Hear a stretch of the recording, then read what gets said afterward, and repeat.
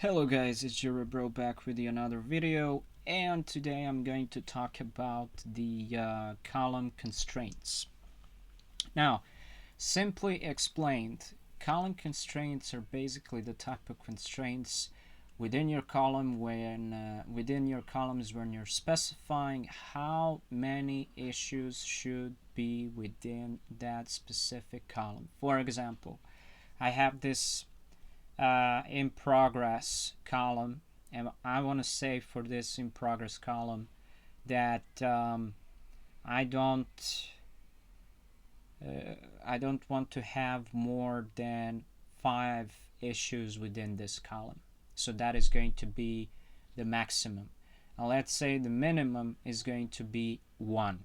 Now the thing is, there is one difference, and there's a caveat about this.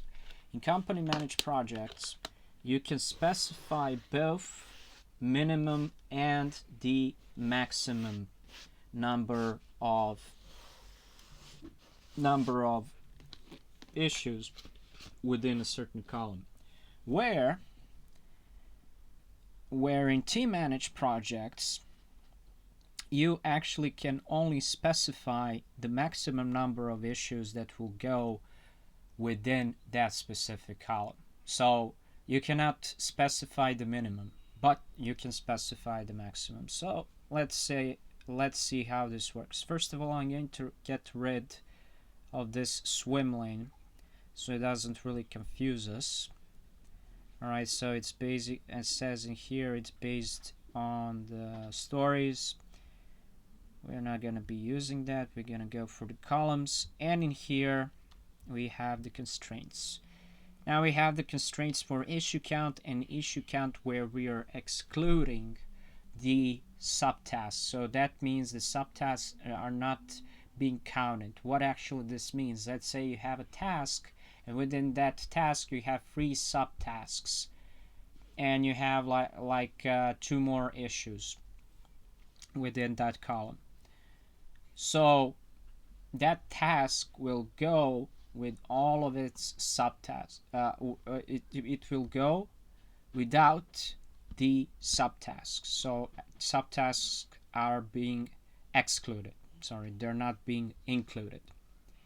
So I'm going to go with the issue count. When you click on the issue count, you get these input fields shown below each of the names of the columns in here. So for the in progress, I said I want to have the minimum of 1, and I want to have the maximum of 5. Alright, so I'm going to go back to my board now. So for now, I have 3. I have 2. And it's here it says minimum of 1, maximum of 5. So this is, since this is a Scrum board, I'm going to add more issues, and they're going to say, well, you know, this is going to I'm not going to say ruin the scope, but it actually can cause some issues within a scope, where scope creep is one of the possible outcomes. Alright, as you can see, sprint scope will be affected. So I'm going to add one more, and I'm going to say for in progress, I'm going to set this to be in progress. I'm going to set this to be in progress as well. In progress, in progress. So basically, a lot of those issues are actually going to be in progress. And now, what happens is this column turns red, and it says this column will be highlighted when the number of issues exceeds this limit. As you can see, it already did that. So for it's like we exceeded the limit. Now if you go to our team managed project, and as you can see from our team managed project, it seems like I don't have any of the sprints in here. So I'm gonna name this story 1, I'm gonna name this story 2, story 3. It's gonna be enough. I'm gonna say to start the sprint, I'm gonna go for the start. Issues are appearing now, as you can see from the board itself.